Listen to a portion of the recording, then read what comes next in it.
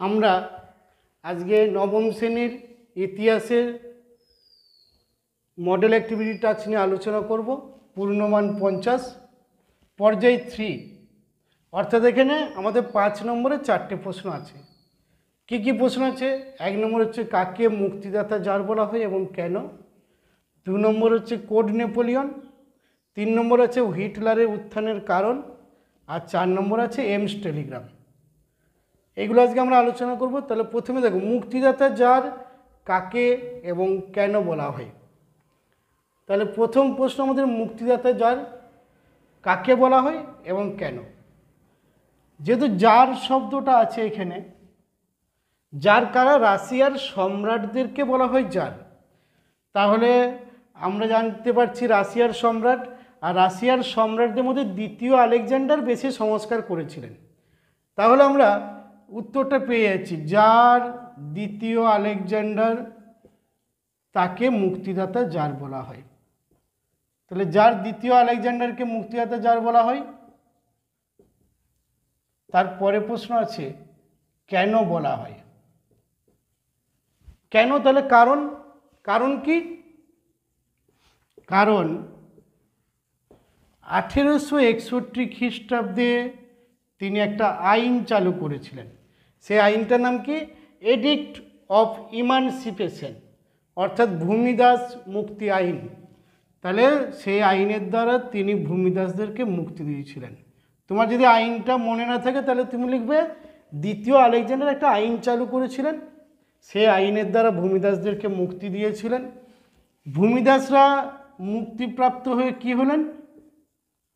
স্বাধীন কৃষকে পরিণত হলেন। তাহলে এতদিন পর্যন্ত তারা দাস ছিল, মানে অন্যজনের অধীনে ছিল, এখন তারা মুক্তি পেলেন। মুক্তি পাওয়ার পর তারা কি করলো? তারা জমি পেল।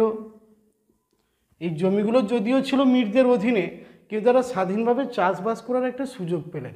অর্থাৎ দ্বিতীয় আলেকজান্ডার দীর্ঘদিন ধরে যে একটা পচনশীল ব্যবস্থা ছিল সমাজ ব্যবস্থায় পচনশীল ব্যবস্থা কি? এই যে ভূমিদাস মানে ভূমি মানে হচ্ছে জমি, জমির সঙ্গে দাসদেরকে জুড়ে দেওয়া হতো, জমি বিক্রি হতো দাসদের। তাহলে এরকম একটা পচনশীল ব্যবস্থা, সেই ব্যবস্থাটাকে মুক্তি দিলেন। তাহলে রাশিয়া, এর ফলে কি হলো? রাশিয়ার অগ্রগতি হলো। কারণ কৃষকরা যখন মুক্তি পাবে, স্বাধীন হবে, স্বাধীনতা লাভ করবে, তখন তারা আরও বেশি করে কৃষিকাজ করতে থাকবে, বা মানুষদেরকে মুক্তি দেওয়া একটা ভালো কাজ। এই যে ব্যবস্থা, এই কারণেই তাকে মুক্তিদাতা জার বলা হয়। তা দেখো, আমাদের 7 থেকে 8টি বাক্য এখান থেকে হয়ে যাবে।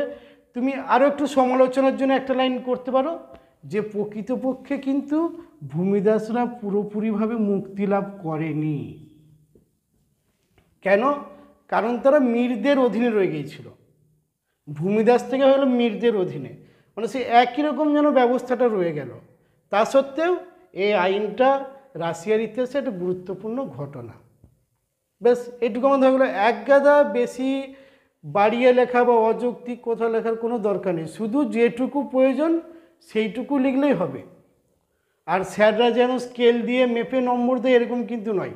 ইতিহাস তোমার যতটুকু চাওয়া হয়েছে ততটুকুই লিখবে, যতটা সম্ভব নিজের ভাষায় লিখবে। এরপর দেখো 5-এর 2, কোড নেপোলিয়ন। তা দেখো, প্রশ্নের মধ্যেই আমরা উত্তর পেয়ে যাচ্ছি, কোড নেপোলিয়ন। ওই জন্য স্যাররা বলেন ভালো করে প্রশ্নটা পড়বে, তাহলেই তুমি উত্তর দিতে পারবে। কোড মনে হচ্ছে আইন বা ল। নেপোলিয়ন তার মানে নেপোলিয়ন করেছিলেন, কোড মনে হচ্ছে আইন। তাহলে আমরা পেয়ে যাচ্ছি ফ্রান্সের একজন শাসক নেপোলিয়ন, তিনি একটা আইন করেছিলেন। এরপর আমরা একটু অন্যরকমভাবে লিখব, যে 1804 খ্রিস্টাব্দে নেপোলিয়ন আইন সংহিতা রচনা করেন, বা কোড নেপোলিয়ন রচনা করেন।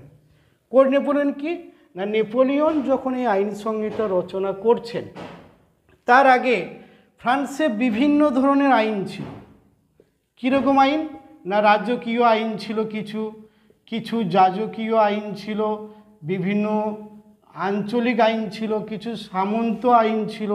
তাহলে বিভিন্ন ধরনের আইন ছিল, যাজকীয় আইন, সামন্ত আইন। তাহলে দেখো, আইন সংহিতা রচনার পূর্বে ফ্রান্সে বিভিন্ন ধরনের আইন ছিল। নেপোলিয়ন এই সমস্ত আইনগুলোকে এক জায়গায় নিয়ে আসার চেষ্টা করলেন, যে কারণে মোট 84টি অধিবেশন হয়েছিল। এই তথ্যগুলোই তোমার লাগবে। 84টি অধিবেশন হয়েছিল। নেপোলিয়ন নিজে 36টি অধিবেশনে সভাপতিত্ব করেছিলেন, অর্থাৎ তিনি নিজে সভা পরিচালনা করেছিলেন 36টি অধিবেশনে। এইভাবে 36টি অধিবেশন বা 84টি অধিবেশন হওয়ার পর এক নতুন আইন সংহিতা রচনা হয়, সেইটাকেই বলা হচ্ছে কোড নেপোলিয়ন। তাহলে যে আইন সংহিতাটা রচিত হলো তার নাম দেওয়া হলো কোড নেপোলিয়ন। কবে নাম দেওয়া হয়েছিল? 1807 খ্রিস্টাব্দে এই নামটা দেওয়া হয়। তাহলে দেখো, কোড নেপোলিয়ন আইনটা তৈরি হচ্ছে 1804 খ্রিস্টাব্দে, এটাকে নাম দেওয়া হচ্ছে 1807 খ্রিস্টাব্দে। মোট কতগুলি আইন ছিল? 2287টি আইন ছিল। তাহলে 2287টি আইন টোটাল কোড নেপোলিয়নের। এর হচ্ছে 3টি দিক ছিল আইনের। কি কি দিক? একটা হচ্ছে বাণিজ্যিক, একটি হচ্ছে ফৌজদারি, আর একটি হচ্ছে দেওয়ানি। তাহলে আইনের 3টে ভাগ, বাণিজ্যিক, ফৌজদারি, দেওয়ানি। তাই নেপোলিয়নের এই আইন সংহিতা কি করলো? ফ্রান্সকে একই আইনের আওতায় নিয়ে এলো। তাহলে এরপর আমরা লিখব ফ্রান্সকে একই আইনের অধীনে নিয়ে এলো, অর্থাৎ সমগ্র ফ্রান্স এখন একই আইন দ্বারা পরিচালিত হবে। শেষে তোমরা সমালোচনামূলক একটা দিতে পারো যে আইনটা পুরোপুরি ত্রুটিমুক্ত ছিল না, কারণ কিছু ত্রুটি ছিল। কি? যেমন ধরো, নারী স্বাধীনতা পুরোপুরি দেওয়া হয়নি, অর্থাৎ নারীদেরকে অধিকার থেকে বঞ্চিত করা হয়েছিল। ব্যাস, এটুকু লিখলে হবে, আর বেশি কিছু লেখার দরকার নেই। একদম শুধু যেটুকু চাওয়া হয়েছে শুধু সেটুকু তথ্যগুলো মনে রাখবে। তারপরে প্রশ্ন দেখো আমাদের, তারপরে প্রশ্ন আছে হিটলারের উত্থানের কারণ কি? হচ্ছে 5-3 হিটলারের উত্থানের কারণ। অ্যাডলফ হিটলার জার্মানির শাসক বা প্রধানমন্ত্রী, রাষ্ট্রপতি একই সঙ্গে হয়েছিলেন তিনি। হিটলারের উত্থান, তার উপাধি কী ছিল? ফুয়েরার। ফুয়েরার মানে হচ্ছে সর্বোচ্চ নায়ক। জার্মানির লোকেরা সর্বোচ্চ নায়ক হিসেবে হিটলারকে মেনে নিয়েছিল, সেই জন্য তার উপাধি ছিল ফুয়েরার। দেখো, এখন হিটলারের উত্থান হলো কেন? 1933 সালে হিটলার একই সঙ্গে প্রধানমন্ত্রী এবং রাষ্ট্রপতি হয়ে গেলেন। এই যে প্রধানমন্ত্রী এবং রাষ্ট্রপতি হয়ে গেলেন, অর্থাৎ তিনি একই সঙ্গে সর্বোচ্চ নায়ক হয়ে গেলেন, এর উত্থানের পিছনে কি কি কারণ ছিল? দেখো, এর আগে হয়েছে প্রথম বিশ্বযুদ্ধ। তাহলে কি কি কারণ হিসেবে তুমি 1 নম্বর 2 নম্বর করতে পারো এখানে। যে প্রথম বিশ্বযুদ্ধের সময় জার্মানির উপর জোর করে ভার্সাই সন্ধি চাপিয়ে দেওয়া হয়েছিল। একটা সন্ধি চাপিয়ে দেওয়া হলো, কি নাম? ভার্সাই সন্ধি, যেটা জার্মানি মেনে নিতে পারেনি। জার্মানি সেই সময় বলেছিল জার্মানি অসম্মান সহ্য করবে না, অর্থাৎ জার্মানির উপর জোর করে চাপিয়ে দিয়েছিল। জার্মানির মানুষ মানতে চাইছিল না।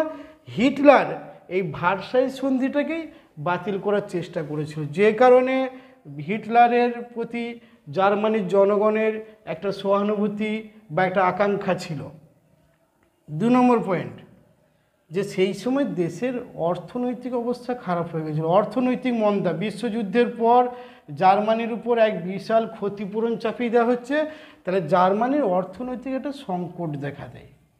সেই সংকট থেকে মুক্তি পাওয়ার জন্য মানুষ কাউকে একজনকে চাইছে যে তাদেরকে মুক্তিদাতা হিসেবে আসতে পারবে। তাহলে হিটলার তিনি যেন জার্মানির মানুষের মধ্যে মুক্তিদাতা হয়ে দাঁড়িয়েছিলেন। 3 নম্বর কারণ কি? হিটলারের যে নাৎসি দল,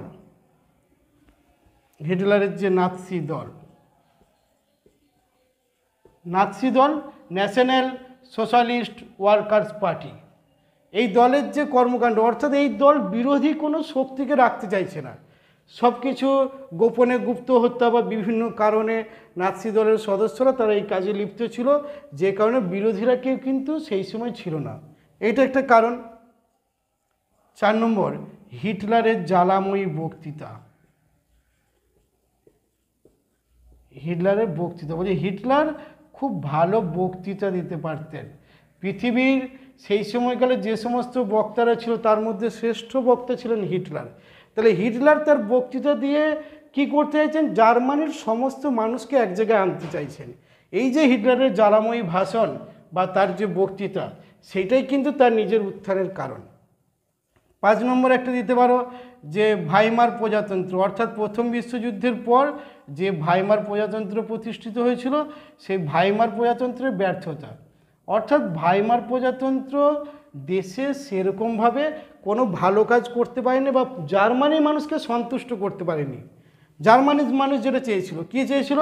যে আমরা এই ভার্সাই সন্ধি মানব না, বা তাদের যে নতুন করে অর্থনৈতিক পুনরুজ্জীবিত করা, সেইগুলো করতে পারেনি। তাহলে এই সমস্ত কারণে কিন্তু হিটলারের উত্থান হয়ে গেল জার্মানিতে। এরপরে দেখো আমাদের কি আছে, এমস টেলিগ্রাম। একটা খুব ভালো প্রশ্ন, এমস টেলিগ্রাম, সেটা নিয়ে আমরা আলোচনা করব। এমস টেলিগ্রাম, এমস হচ্ছে একটা জায়গার নাম, টেলিগ্রাম মানে হচ্ছে চিঠি, মানে যেটা টেলিগ্রাম লেখা হয়, সেই টেলিগ্রামে কিন্তু সব শব্দ থাকে না, কম করে কিছু শব্দ থাকে, তার মাধ্যমে বুঝে নিতে হয়। এমস টেলিগ্রাম, এমস টেলিগ্রামটা কি? দেখো, জার্মানি তখন ছিল না, তখন ছিল প্রাশিয়া, অর্থাৎ জার্মানির একটা বড় ভূখণ্ডের নাম হচ্ছে প্রাশিয়া। সেই প্রাশিয়ার সম্রাট ছিলেন কাইজার প্রথম উইলিয়াম। সম্রাটের নাম কি? কাইজার প্রথম উইলিয়াম। আর তার প্রধানমন্ত্রী ছিলেন বিসমার্ক। বিসমার্কের লক্ষ্য কী ছিল? দক্ষিণ জার্মানি দখল করা, অর্থাৎ দক্ষিণ জার্মানির আলসাস এবং লোরেন এই দুটো অঞ্চলকে নিয়ে জার্মানিকে ঐক্যবদ্ধ করতে হবে। তা বিসমার্ক তিনি এই দুটো অঞ্চল যদি দখল করতে হয়, তাহলে বিসমার্ককে ফ্রান্সের সঙ্গে যুদ্ধ করতে হবে। প্রথমে ঘটনাটা শুনো, এত কিছু লেখার দরকার নেই, পরে বলে দেবো। তাহলে বিসমার্ক ফ্রান্সের সঙ্গে যুদ্ধ করবে। ফ্রান্সের সঙ্গে যুদ্ধ করার জন্য একটা অজুহাত চাই, কারণ বিসমার্ক নিজে থেকে যুদ্ধ করবে না। বিসমার্কের নীতি হচ্ছে বিপক্ষকে যুদ্ধ করতে বাধ্য করবে, আর বিসমার্ক নিজের যুদ্ধের জন্য তৈরি থাকতেন। তাহলে একটা অজুহাত দরকার যুদ্ধ করার জন্যে, আর যে অজুহাত খোঁজে সে ঠিক একটা অজুহাত পেয়ে যায়। বিসমার্ক একটা অজুহাত পেয়ে গেলেন। কি অজুহাত? না, স্পেনের সিংহাসন নিয়ে বিবাদ। স্পেনের রানী ছিলেন ইসাবেলা, তাকে জনগণ উচ্ছেদ করে দিল, অর্থাৎ জনগণ তাকে সরিয়ে দিল। জনগণ চাইছে স্পেনের সিংহাসনে যেন হোয়েনজোলান বংশের কেউ বসেন, হোয়েনজোলান বংশের যেন কেউ বসেন স্পেনের সিংহাসনে। হোয়েনজোলান বংশের যদি কেউ সিংহাসনে বসে, সেটা ফ্রান্সের পক্ষে খুব একটা ভালো হবে না। সেই জন্য ফ্রান্সের সম্রাট ছিলেন তৃতীয় নেপোলিয়ন। তিনি কি করলেন? তিনি যাতে হোয়েনজোলান বংশের কেউ সিংহাসনে না বসে, সেইটা নিশ্চিত করার জন্য তিনি প্রাশিয়া রাজাকে প্রথম উইলিয়াম তার কাছে একজনকে দূতকে পাঠালেন। সেই দূতের নাম কি? কাউন্ট বেনেদিতি। বেনেদিতি কাইজার প্রথম উইলিয়ামের সঙ্গে দেখা করতে যাচ্ছেন, রাজধানীতে গেছেন, দেখছেন নেই। কেন? কারণ কাইজার প্রথম উইলিয়াম তখন একটা জায়গায় বেড়াতে গেছেন, সেই জায়গাটার নাম হচ্ছে এমস। মানে তিনি বায়ু পরিবর্তনের জন্য গেছেন। রাজাদের এরকম মাঝে মাঝে বায়ু পরিবর্তন করতে হয়, মাঝে মাঝে জল হাওয়া চেঞ্জ করতে হয়। তা যাই হোক, এমস নামক স্থানে তিনি গেছেন বেড়াতে গিয়ে তিনি যখন এমস নামক স্থানে বেড়াতে গেছেন, সেইখানেও কিন্তু বেনেদিতি গিয়ে হাজির। কাইজার প্রথম উইলিয়াম তাকে দেখে খুব একটা সন্তুষ্ট হলো না, যে আমি এইখানে বেড়াতে এসেছি, এইখানে এসে হাজির। তা যাই হোক, বেনেদিতি গিয়ে কাইজার প্রথম উইলিয়ামকে বলল যে যদি স্পেনের সিংহাসনে হোয়েনজোলান বংশের কেউ বসে, তাহলে আপনি তাকে সমর্থন করবেন না। কাইজার প্রথম উইলিয়াম কি বললেন? তিনি বললেন আমি আপনার প্রস্তাবটা মানতে পারছি না, অর্থাৎ তার প্রস্তাবটা ভদ্রতার সঙ্গে খারিজ করে দিলেন। খুবই ভদ্রভাবে বলেছিলেন কাইজার প্রথম উইলিয়াম বেনেডিক্টকে যে আমি আপনার এই প্রস্তাব আমি মানতে পারছি না। এবারে এই যে প্রস্তাব মানতে পারছি না, কাইজার প্রথম উইলিয়াম কী করলেন, তার প্রধানমন্ত্রী বিসমার্ককে টেলিগ্রামে করে জানালেন। বিসমার্ক টেলিগ্রামটা তাহলে টেলিগ্রামে করে জানালেন, এইটারই নাম হচ্ছে এমস টেলিগ্রাম। বিসমার্ক কী করলেন, এই টেলিগ্রামের বেশ কিছু শব্দ বাদ দিয়ে দিলেন, কিছু শব্দ থেকে তিনি কয়েকটা শব্দ বাদ দিয়ে দিলেন। এমনভাবে বাদ দিলেন যেন মনে হচ্ছে বেনেডিক্টকে অপমান করা হয়েছে। কাইজার প্রথম উইলিয়াম খুব ভদ্রভাবে বলেছিলেন, কিন্তু টেলিগ্রামে বিসমার্ক এমনভাবে শব্দগুলো বাদ দিলেন মনে হচ্ছে যেন বেনেডিক্টকে খুব অপমান করা হয়েছে। তাহলে দূতকে অপমান করা মানে ফ্রান্সের রাজাকে অপমান করা বা ফ্রান্স দেশকে অপমান করা। এবং বিসমার্ক এটা পরের দিন খবরের কাগজে ছাপিয়ে দিলেন। ফ্রান্সের লোক দেখে খুব অসন্তুষ্ট, আমাদের দূতকে এইরকমভাবে অপমান করা হয়েছে। তখন কি করলেন, তখন ফ্রান্স যুদ্ধ ঘোষণা করলো। কার বিরুদ্ধে? রাশিয়া বা জার্মানির বিরুদ্ধে যুদ্ধ ঘোষণা করলো। আর বিসমার্ক তো রেডি ছিল, ও যাই না যুদ্ধ করতে, আমি তো রেডি আছি। তখন 1870 সালে সেডানের যুদ্ধ হলো। এই যুদ্ধে কি করলেন, এই যুদ্ধে ফ্রান্স পরাজিত হলো। ফ্রান্স পরাজিত হয়ে জার্মানিকে আলসাস এবং লোরেন দিতে বাধ্য হলো। এরকমভাবে জার্মানি ঐক্যবদ্ধ হলো। এত অনেক বড় হয়ে গেল, আমাদের 7-8টা বাক্যে এত দরকার নেই, আমরা একদম এইখান থেকে লিখব। স্পেনের সিংহাসনে ইসাবেলাকে সিংহাসনচ্যুত করা হয়েছে। স্পেনের লোক চাইছে হোয়েনজোলান বংশে যেন কেউ সিংহাসনে বসে, কিন্তু তৃতীয় উইলিয়াম মানে ফ্রান্সের রাজা, তার এটা খুব একটা পছন্দ নয়। তিনি তখন একজন দূতকে পাঠালেন কাকে, প্রথম উইলিয়ামের কাছে একটা প্রস্তাব নিয়ে, যে যদি হোয়েনজোলান বংশের কেউ বসে তাহলে আপনি তাকে সমর্থন করবেন না। এবারে যেহেতু রাজা, তিনি প্রধানমন্ত্রীকে জানাচ্ছেন কিসে, টেলিগ্রামে করে। টেলিগ্রামটা পড়ে বিসমার্ক কয়েকটা শব্দ বাদ দিয়ে দিলেন, এমনভাবে বাদ দিলেন যাতে মনে হচ্ছে না ফ্রান্সের রাজাকে বা দূতকে অপমান করা হয়েছে। তখন ফ্রান্স যুদ্ধ ঘোষণা করলো। 1870 সালে সেডানের যুদ্ধে পরাজিত হলো ফ্রান্স এবং জার্মানি ঐক্যবদ্ধ হয়ে গেল। সেডানের যুদ্ধ। ব্যাস, তাহলে আমাদের এগুলো 4 নম্বরের যে সমস্ত প্রশ্নগুলো ছিল সেগুলো হয়ে গেল।